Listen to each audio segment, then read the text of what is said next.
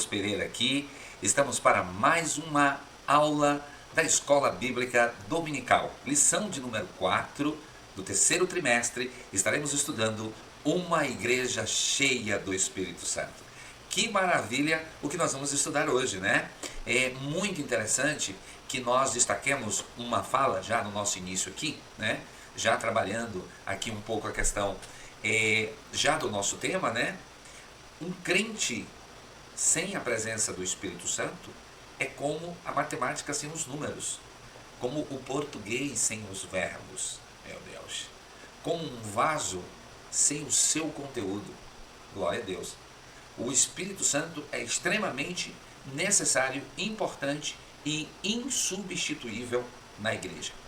O Espírito Santo é que mantém a igreja viva e hoje, nos dias atuais, nós precisamos de uma igreja cheia do Espírito Santo. Glória a Deus, seja bem-vindo. Eu sou o pastor Carlos Pereira e este canal é o canal EBD na Veia. Aqui nós compartilhamos a palavra de Deus e estudamos a lição da Escola Bíblica Dominical da nossa CPAD, Casa Publicadora da Assembleia de Deus.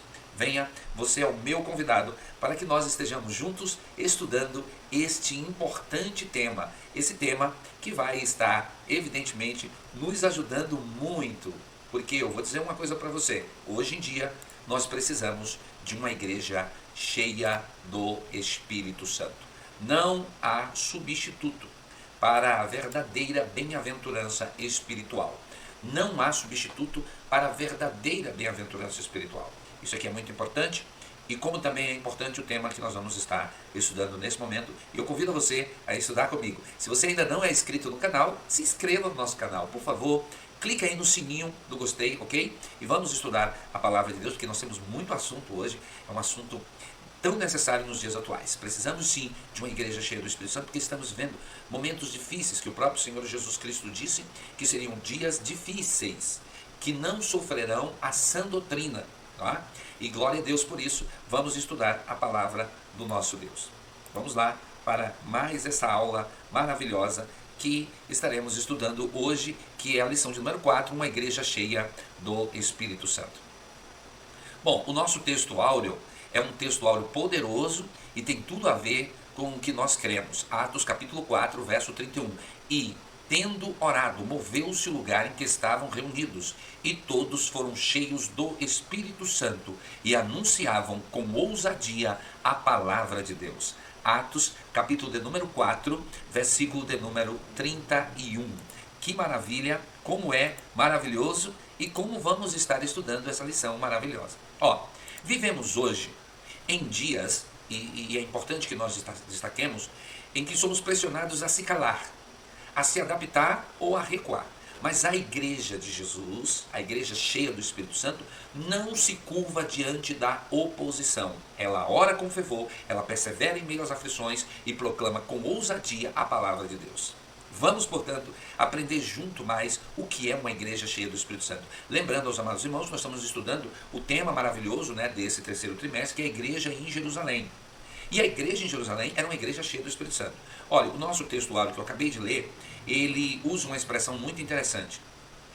Usando uma outra versão da Bíblia, pegando aqui uma outra versão, veja o que está escrito em uma outra versão da Bíblia Sagrada. Vamos lá. Depois dessa oração, o lugar onde eles estavam reunidos foi sacudido e todos eles ficaram cheios do Espírito Santo e anunciavam com ousadia, com coragem, a mensagem de Deus. Atos capítulo 4, verso 31.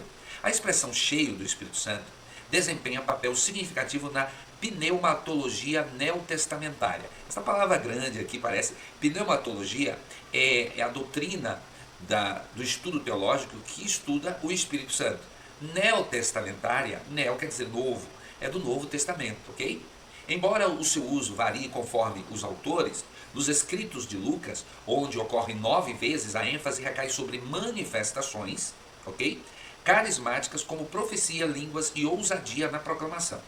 Em Paulo, né, quando Paulo escreve lá em Efésios capítulo 5, verso 18, está inserida em um contexto ético e relacional, destacando virtudes como santidade, gratidão, submissão, mas também admitindo manifestações espirituais. Você pode comparar isso com 1 Coríntios capítulo de número 14, verso 15. As abordagens não se contradizem, mas se complementam. Lucas ressalta a capacitação carismática, enquanto Paulo enfoca a transformação moral e comunitária do cristão cheio do Espírito. Olha que coisa maravilhosa. A igreja do Novo Testamento respirava carismas, era o seu oxigênio. E isso era tão normal que nem precisava ser enfatizado em todas as cartas. Agora nós vamos para a nossa maravilhosa verdade prática. Eu gosto sempre da verdade prática porque ela traz, evidentemente, uma verdade atual, uma verdade em que nós estamos aprendendo, estamos vivenciando, né? Uma igreja cheia do Espírito suporta aflições, ora com poder e ousa no testemunho cristão. Olha que coisa interessante, as características de uma igreja, as características de uma igreja cheia do Espírito Santo. Veja, ser cheio do Espírito Santo é viver uma vida guiada, capacitada e transformada pelo Espírito, de forma que o cristão manifeste os dons espirituais com ousadia e os frutos espirituais com integridade, sendo instrumento de Deus, tanto no poder para testemunhar, quanto na santidade do viver. Ser cheio do Espírito Santo, como vimos, é viver uma vida guiada mesmo, direcionada pelo Espírito, capacitada pelo Espírito e transformada pelo Espírito. Eu defendo a ideia que uma pessoa que tem o Espírito Santo, ela é transformada. Ela é transformada. O Espírito Santo trabalha na vida dela, transformando ela, mudando sim o modo de ser dela. Ah, mas o meu temperamento... Não, o Espírito Santo vai mudar você. Amém? Então, vamos lá. Isso significa que uma igreja verdadeira, cheia do Espírito Santo, em primeiro lugar, eu vou destacar 3 coisas, né?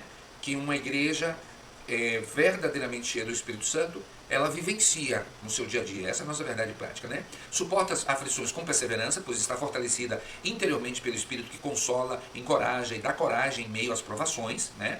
Segundo lugar, ela ora com poder, pois reconhece que a sua força vem do agir sobrenatural do Espírito, né? Uma igreja cheia do Espírito, ela é concentrada na ação do Espírito Santo de Deus na nossa vida. Em terceiro lugar, ela ousa no testemunho cristão, ou seja, ela proclama Cristo com intrepidez, mesmo diante da oposição.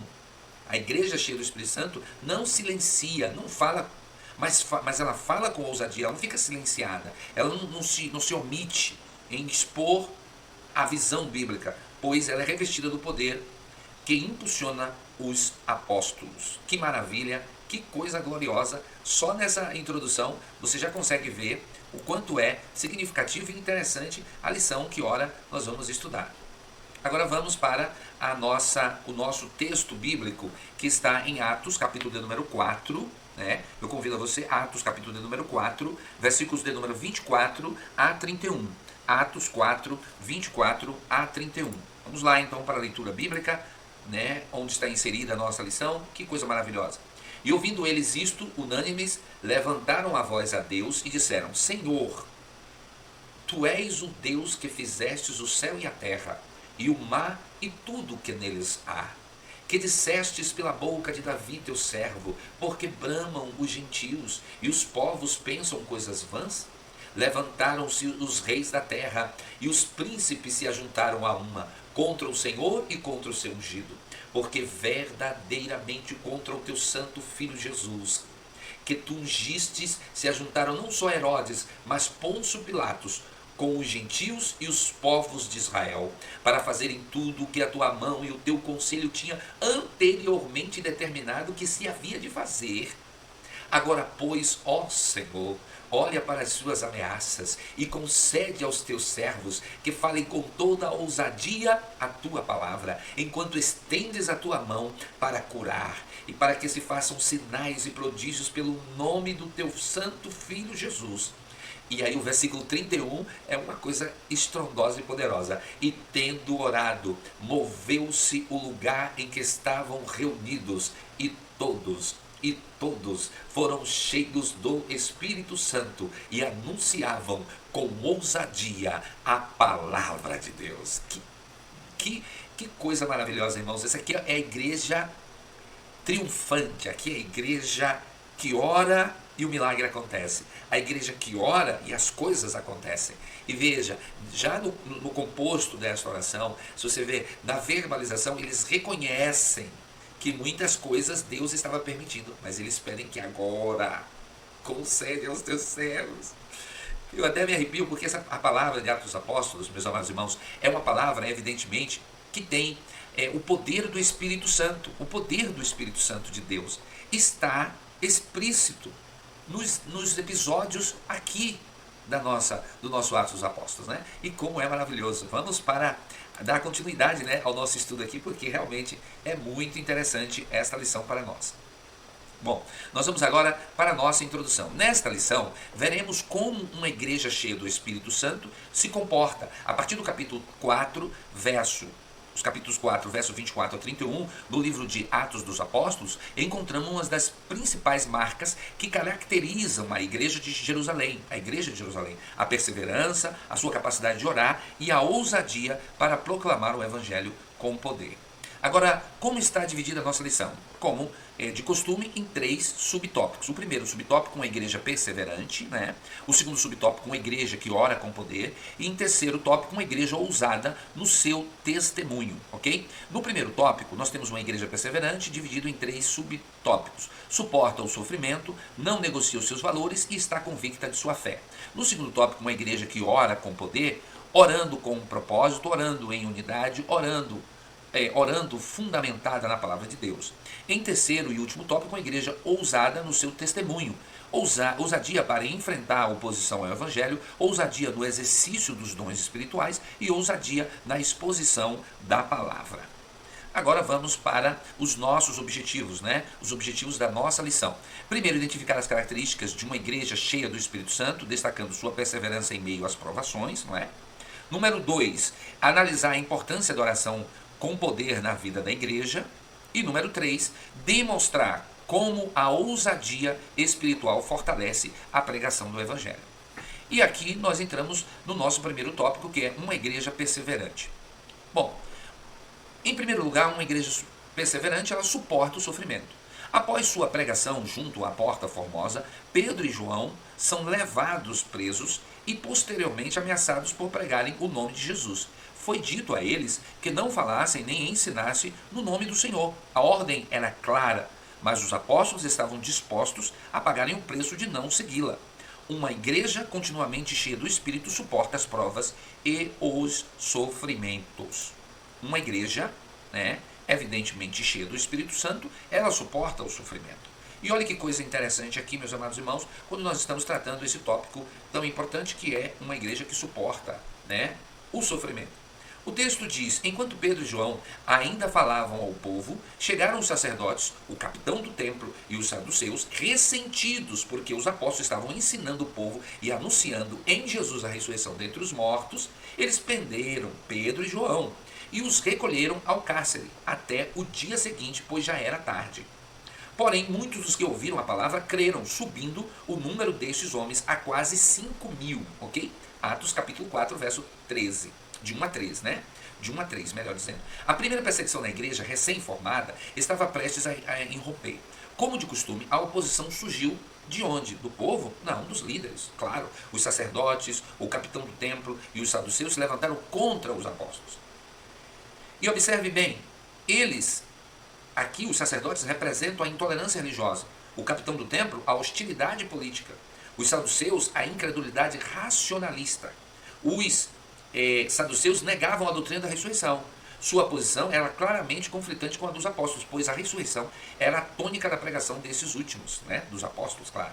Motivação que levaram os líderes religiosos a se influenciarem com os apóstolos. Qual foi a motivação que os líderes religiosos tiveram contra os apóstolos? A usurpação do ofício de ensinar. Em primeiro lugar, os apóstolos estavam publicamente ensinando o povo, sem possuírem a autorização formal das autoridades religiosas. Tal atitude representava uma grave violação das estruturas do ensino rabínico, nas quais somente os mestres reconhecidos poderiam instruir em nome da fé judaica. Por isso que eles estavam ressentidos. Eles estavam com medo de perderem a sua posição. Muito normal. A proclamação de uma doutrina contrária à teologia dos saduceus. Em segundo lugar, o conteúdo da mensagem anunciada era considerada teologicamente inaceitável pelos saduceus. Pedro e João proclamavam a ressurreição dos mortos por meio de Jesus Cristo. Ora, os saduceus não criam na ressurreição, nem em recompensas escatológicas. Eles não criam nisso. Assim, a pregação apostólica era, para eles, herética e perigosa. A indignação com o impacto popular da mensagem. Essa era a terceira e última razão que deixava aquelas autoridades, né, religiosas ressentidas. Os líderes religiosos estavam visivelmente incomodados com o crescimento do número de ouvintes e com a receptividade popular à mensagem. Homens sem formação rabínica estavam mobilizando multidões dentro do espaço sagrado. A expressão usada em Atos capítulo 4, verso 2, ressentidos ou muito perturbados, reflete não apenas oposição doutrinária, mas também o temor de perder o controle sobre o povo. Contudo, prender os apóstolos não anulou o efeito de sua pregação. Isso que foi interessante. Muitos que ouviram a mensagem creram e o número de homens chegaram a quase 5.000. Quase 5.000. Uma igreja que estava crescendo a uma velocidade recorde. Agora, com base nisso, nós concluímos o seguinte: a perseguição não destrói a verdadeira igreja de Cristo. Esses são pontos para nós observarmos. Historicamente, sempre que a igreja foi perseguida por sua fidelidade à verdade, ela foi purificada, fortalecida e expandida. O sangue dos mártires, como diz Tertuliano, foi a semente da igreja. O que destrói a igreja não é a perseguição externa, mas o pecado interno. A fragilidade da igreja não está na fúria dos inimigos, mas na infidelidade dos seus membros. Meu Deus. Ao longo da história, e mesmo em Atos, o maior perigo não vem das autoridades hostis, mas do abandono dos princípios bíblicos. Podemos destacar algumas causas que sufocam a ação do Espírito Santo na igreja. Primeiro, pecado não confessado. Segundo, falta de integridade no testemunho cristão. Uma igreja que fala com os lábios, mas nega com as atitudes, perde sua autoridade espiritual. Alianças políticas que negociam a verdade. Quando a igreja busca favores do Estado em troca de silêncio ou conveniência, ela enfraquece o seu chamado profético. Alianças ideológicas em nome da aceitação cultural é um outro problema.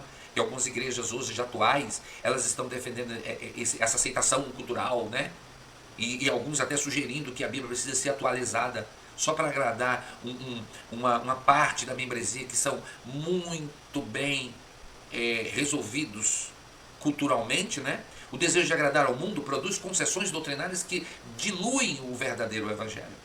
E em quinto e último lugar, a acomodação ao espírito do tempo. A igreja perde sua voz profética quando ela troca o arrependimento pela relevância e a cruz pela popularidade. Meu Deus! Esta é uma palavra poderosa que nós precisamos estar cientes do que é de fato uma igreja cheia do Espírito Santo.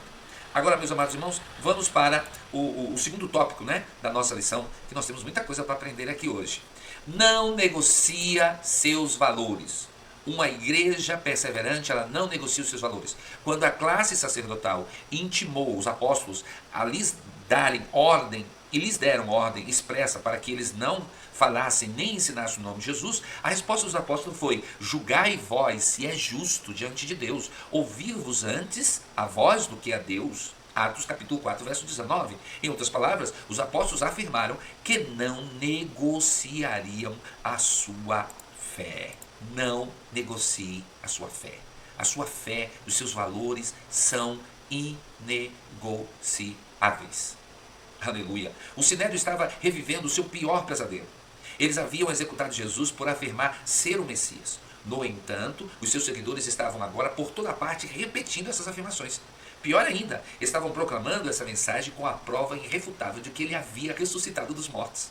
E havia realizado um milagre notável para autenticar a sua pretensão de representarem a Deus. Olha que coisa. O Sinédrio sentiu-se compelido a tomar providências a fim de impedir que esse ensino se espalhasse ainda mais entre o povo. Eles precisavam suprimir a verdade embaraçosa de que haviam crucificado o seu próprio Messias. Por isso, decidiram tentar intimidar os apóstolos ao silêncio, advertindo-os a não falarem mais a ninguém naquele nome. Em virtude dessa decisão, convocaram Pedro e João de volta à sala da audiência e ordenaram-lhes que absolutamente não falasse nem ensinasse coisa alguma em nome de Jesus.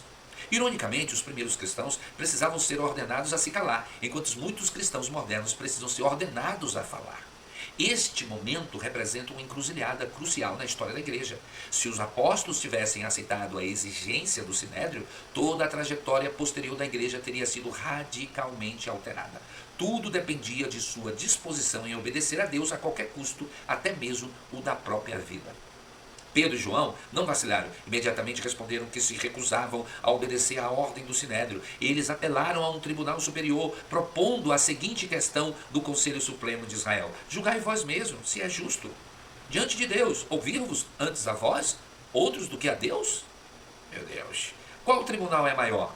Com esse apelo à autoridade divina, os apóstolos colocaram o Sinédrio diante de um dilema inevitável. Eles certamente não queriam que Pedro e João continuassem pregando, mas tampouco podiam dizer abertamente que era melhor obedecer aos homens do que a Deus.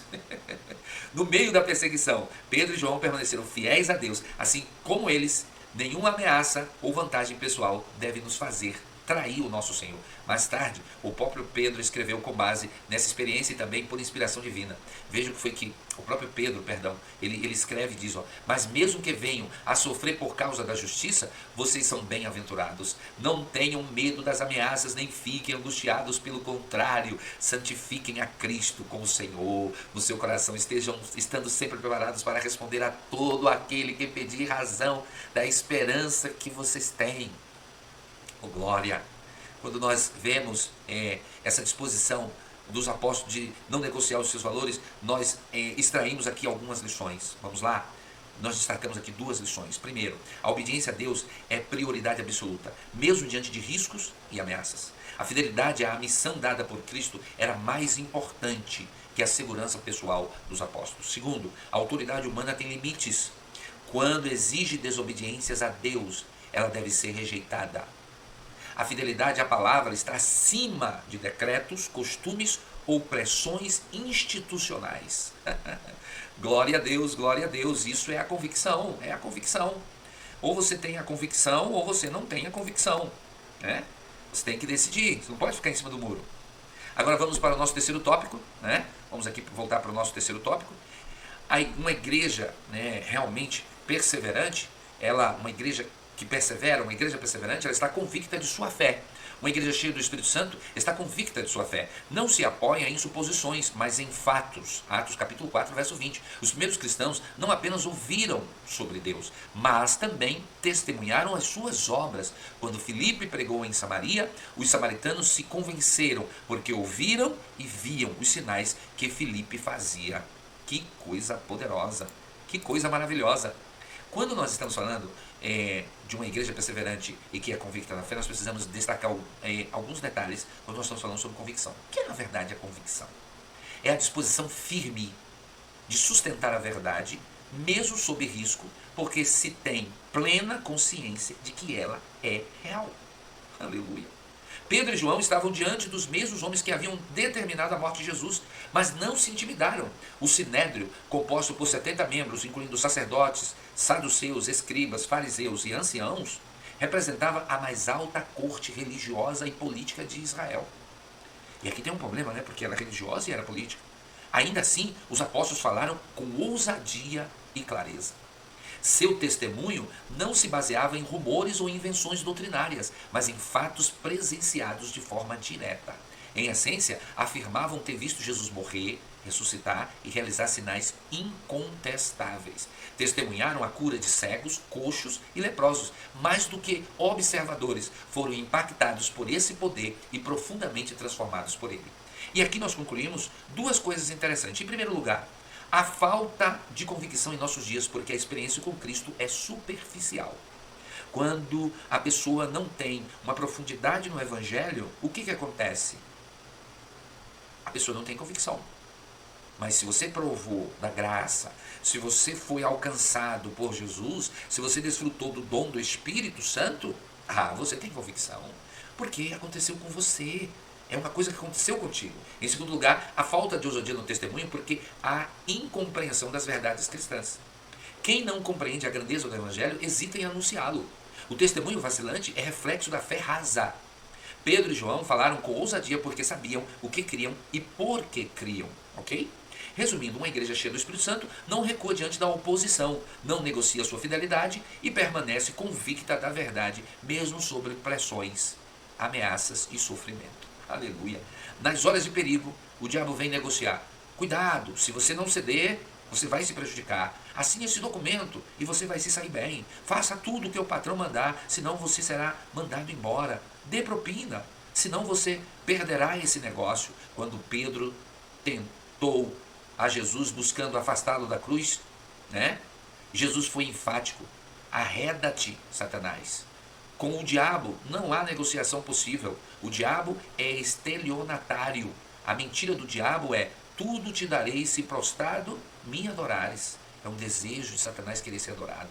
Isso não é verdade, o diabo não é dono de nada, o diabo não tem nada, não há nada, ele tira tudo, sua paz, sua dignidade e até a sua alma. É por isso que os covardes não entrarão no reino de Deus. Não devemos temer os que matam o corpo, mas nada podem fazer com a alma.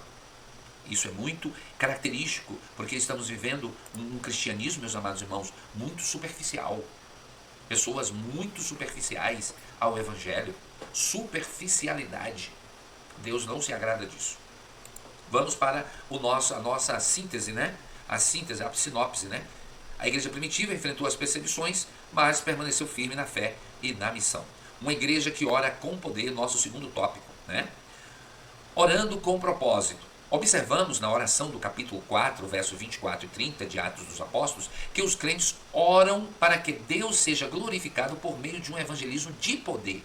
Eles oraram com um propósito e por isso foram específicos. Não foi, portanto, uma oração vaga, de forma alguma.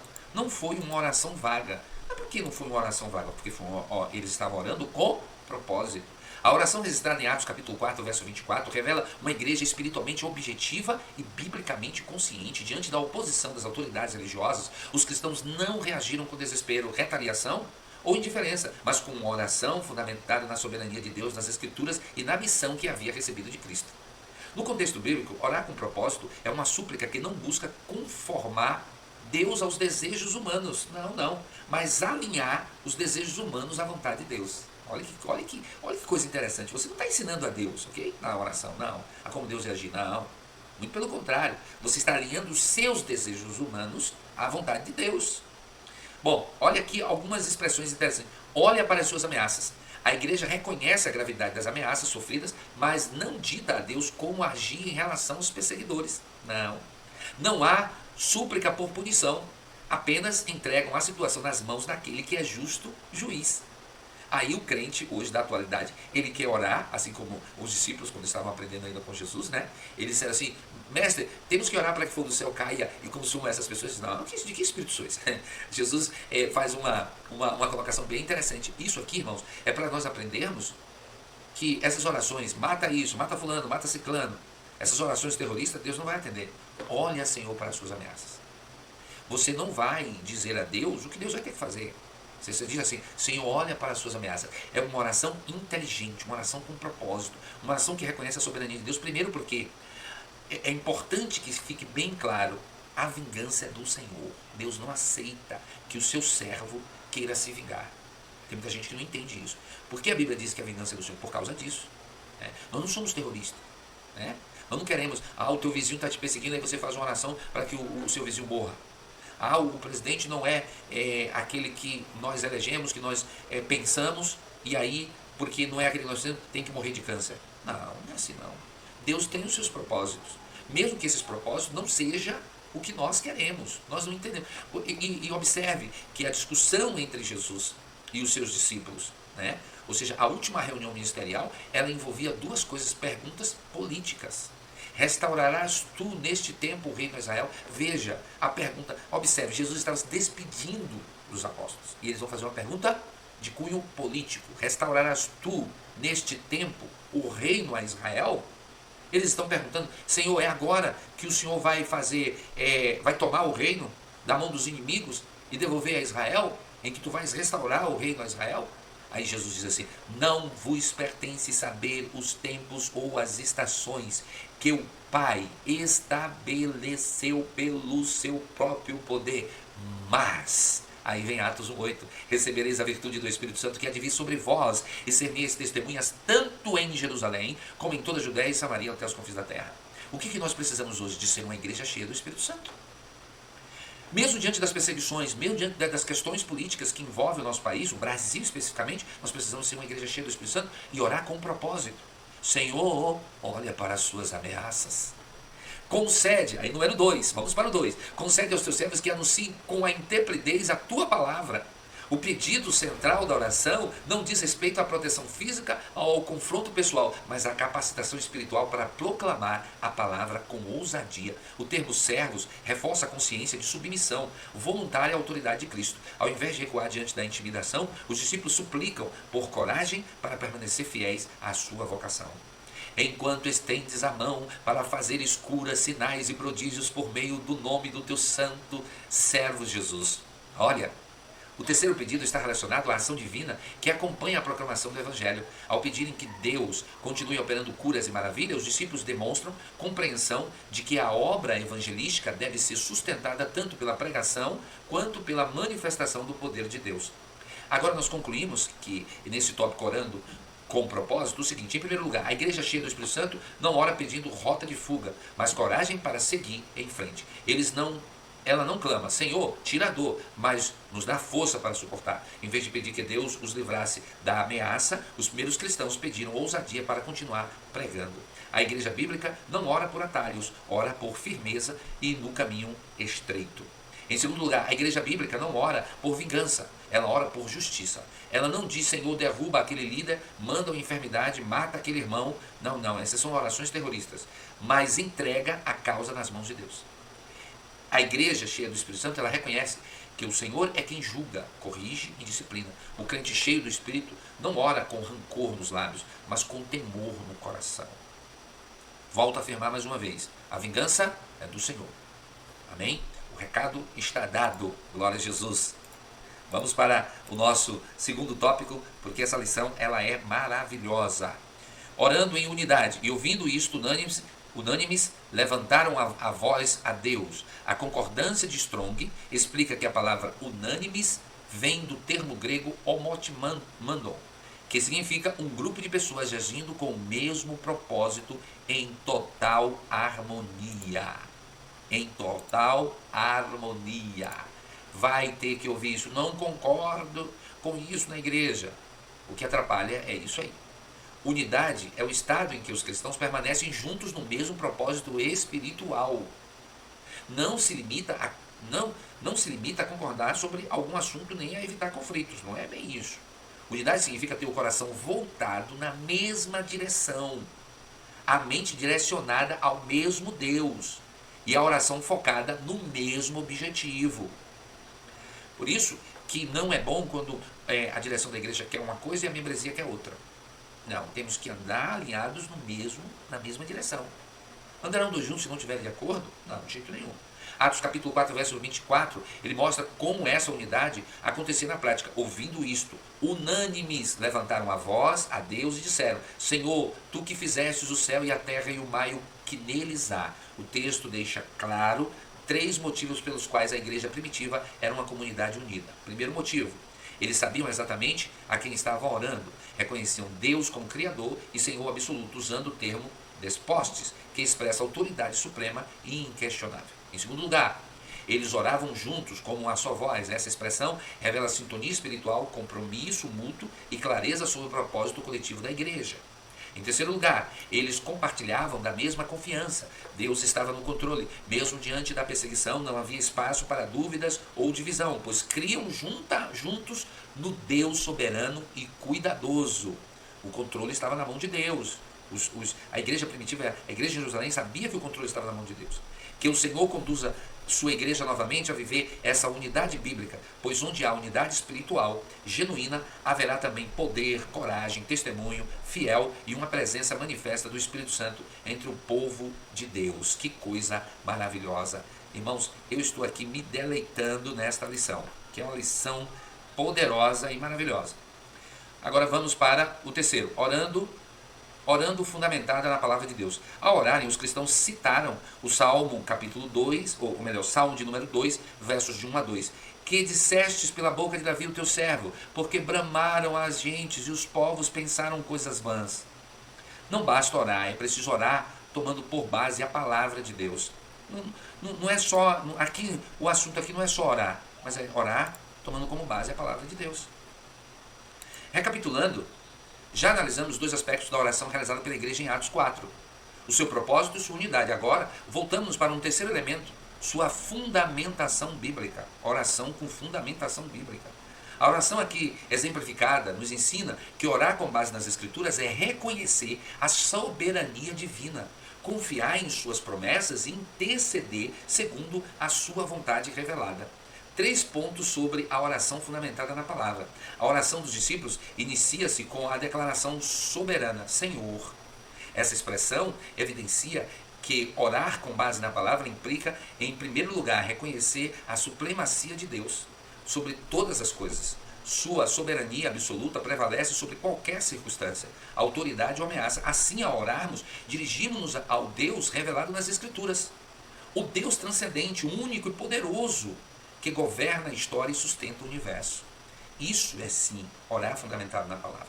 Apoiaram-se nas Escrituras e nas suas promessas. A oração citada pelos discípulos faz referência direta ao Salmo de número 2.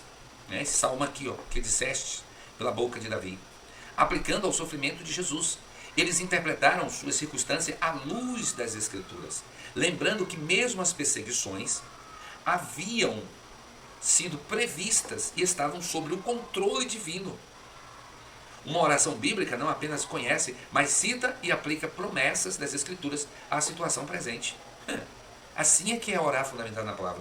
Complementando o Evangelho de João, capítulo 15, verso 7, quando diz assim: se permaneceres em mim e as minhas palavras permaneceres em vós, pedireis o que quiserdes e vos será feito.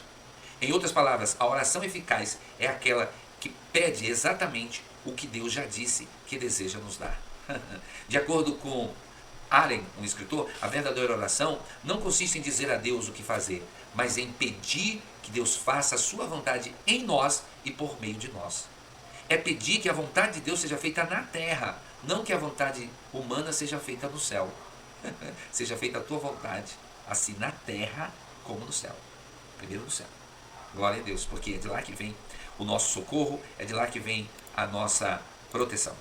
Vamos para a síntese, desse nosso terceiro tópico, que diz o seguinte, a oração foi e é a base espiritual da igreja, trazendo direção, coragem e poder de Deus, Agora nós estamos no nosso terceiro tópico, uma igreja ousada no seu testemunho, Uma igreja ousada no seu testemunho. Eu aproveito aqui para pedir a você que, se ainda não se inscreveu nesse canal, meus irmãos, se inscreva no canal, compartilhe o vídeo.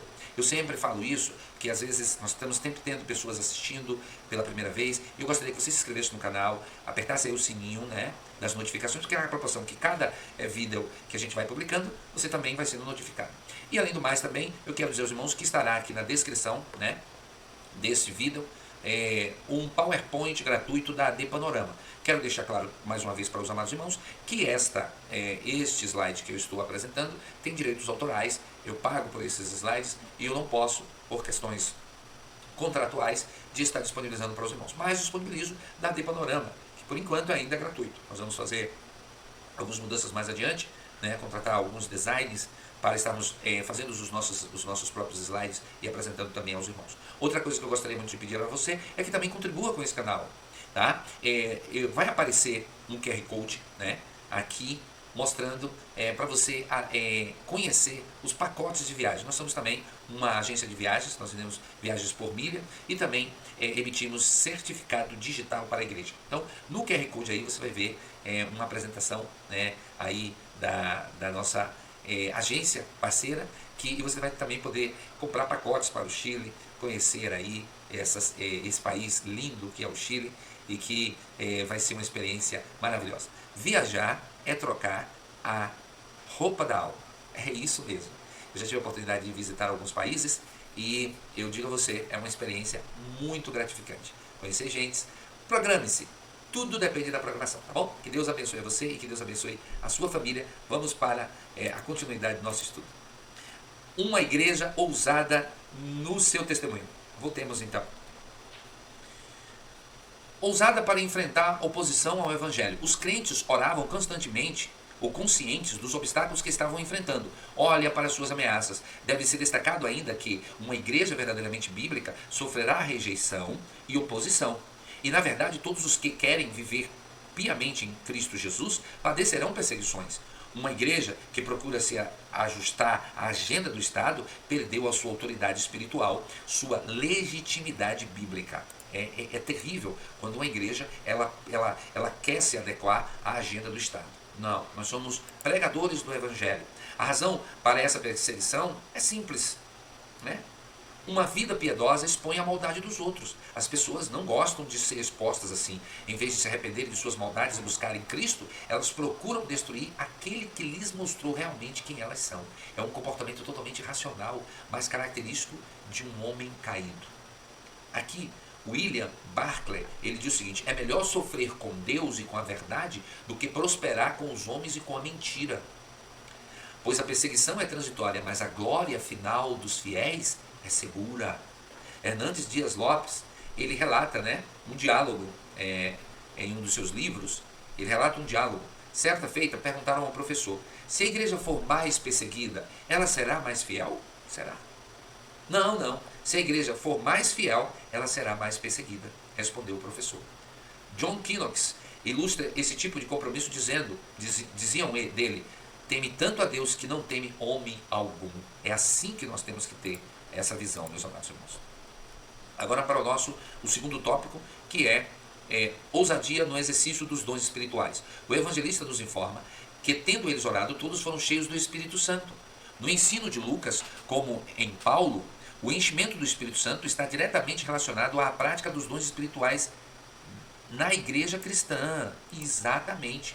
Como vimos, o cerne da petição não é o livramento da perseguição, mas a concessão de ousadia para continuar proclamando a palavra de Deus, acompanhada de manifestações sobrenaturais. O texto descreve a seguinte súplica: enquanto estendes a tua mão para curar e para que se façam sinais e prodígios por meio do nome do teu santo servo Jesus.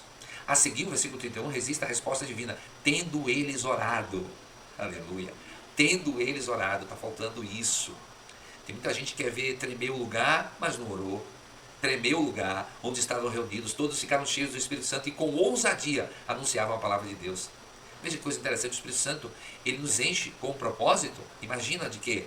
Para nós pregarmos a palavra. Do ponto de vista exegético, o particípio presente, que é estender, sugere continuidade e simultaneidade de ação divina com a missão da igreja. A mão estendida é uma metáfora do Velho Testamento para a intervenção poderosa de Deus, agora reinterpretada cristologicamente. Os termos sinais, que é prodígio, e curas, compõem o vocábulo típico da atividade carismática, referindo-se às ações extraordinárias que autenticam a mensagem do Evangelho e edificação da igreja. A narrativa mostra que a resposta do céu ao clamor da igreja se dá em 3 níveis: teofânico, o tremor do lugar; pneumatológico, todos foram cheios do Espírito Santo; e missional, anunciavam com ousadia. Anunciavam com ousadia. Ao contrário da perspectiva sensacionista, cessacionista, a tradição pentecostal sustenta com base na revelação bíblica que os dons do Espírito Santo permanecem em operação até que venha o que é perfeito, o que se refere à consumação escatológica na volta de Cristo e não ao fechamento do cânon bíblico. Conforme Efésios capítulo 4, versos 11 e 13, os ministérios e dons foram concedidos com vistas ao aperfeiçoamento dos santos para o desempenho do seu serviço, e permanecerão até que todos cheguemos à unidade da fé e do pleno conhecimento do Filho de Deus, realidade ainda não plenamente alcançada, evidentemente. Os dons espirituais, segundo 1 Coríntios capítulo 12, verso 7, são manifestações do Espírito concedidas a cada um visando a um fim proveitoso, ou seja, para o bem comum da igreja. Eles não são distintos de uma elite espiritual, mas expressões da graça de Deus distribuídos conforme a vontade soberana do Espírito. Precisamos orar mais, pedindo para testemunhar, para ter poder para testemunhar. Agora vamos para o nosso terceiro e último tópico, que é aqui, nosso terceiro e último tópico: ousadia na exposição da palavra. As Escrituras dizem que após a oração da igreja, todos foram cheios do Espírito Santo e anunciavam com ousadia a palavra de Deus.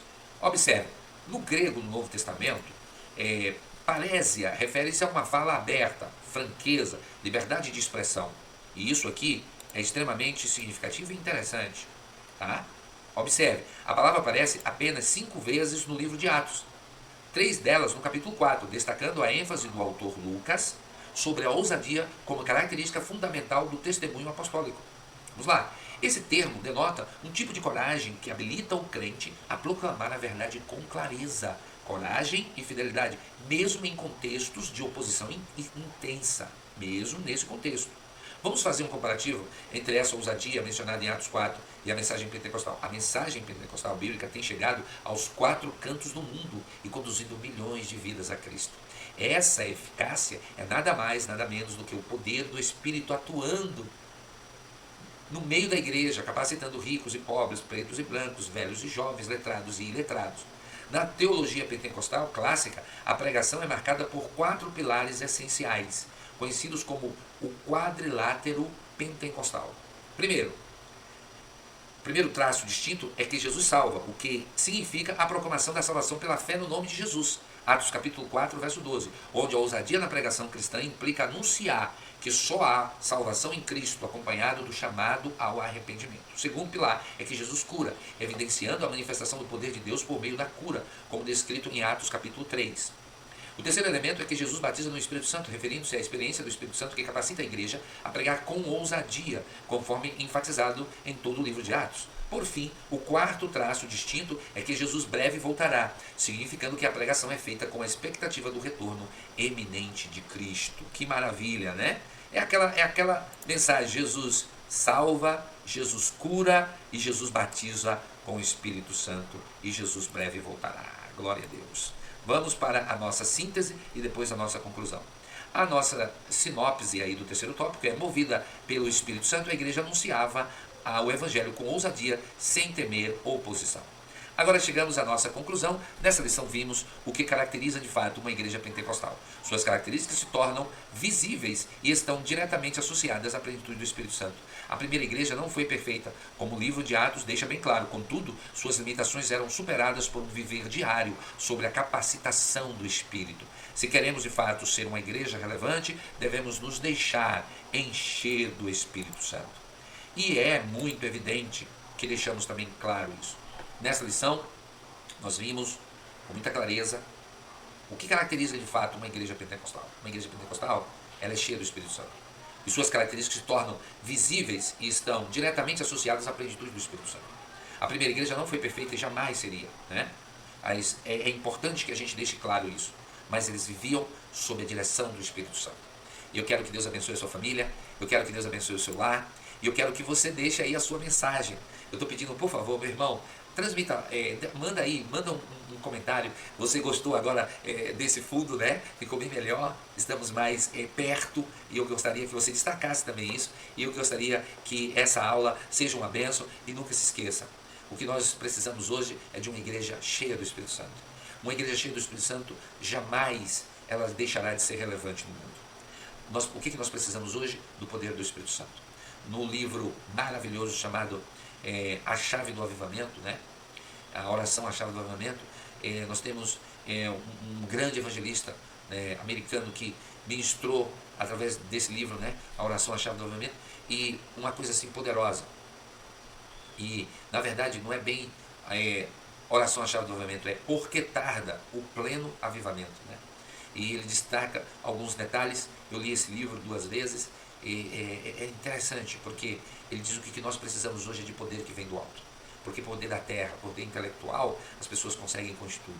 Poder do alto só vem através da oração. E não se esqueça que, tendo orado, moveu-se o lugar. Primeiro, nós queremos mover o mundo, queremos influenciar o mundo, nós temos que orar primeiro. Tendo orado. Que essa seja a temática, que essa seja a nossa linha, e que sejamos mesmo uma igreja cheia do Espírito Santo. Que Deus abençoe a sua vida e que Deus abençoe a sua família. E não se esqueça, EBD na veia. Vá para a Escola Bíblica Dominical aprender mais da Palavra de Deus, e que Deus abençoe você. E até a próxima aula.